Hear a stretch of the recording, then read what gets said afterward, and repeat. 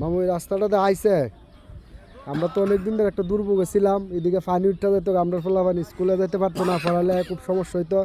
কারণ আমরা এই রাস্তাটা পাইলাম, কারণ আপনি তো আমরা ওয়ার্ডের মেম্বার, আপনার দ্বার তো অনেকবার চাইলাম, পাইলাম না। এখন যে আইলো, আপনার কীরকম লাগতেছে? ভালো লাগতেছে। আসসালামু আলাইকুম ওয়া রাহমাতুল্লাহি ওয়া বারাকাতুহু। বাইগনা, তুমি যে প্রশ্নটা করছো এটা আসলে বাস্তব প্রশ্ন। কারণ এই রাস্তাটার জন্য আজকে তোমাদের বাড়িঘরের মানুষ দীর্ঘদিন যাবৎ ভোগান্তিতে ছিল।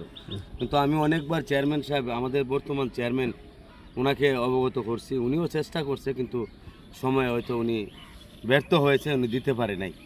যাকে এই মুহূর্তে আমরা যে যার মাধ্যমে কাজটা পেয়েছি, আমি সর্বপ্রথমে আমাদের মাননীয় সংসদ ব্যারিস্টার সুমন ভাইকে ধন্যবাদ জানাতে চাই। উনি অল্প কিছুদিনের মধ্যেই আমাদেরকে এত কাছে টেনে নেবে এটা আমরা কোনোদিন কল্পনাও করি নাই। উনি যে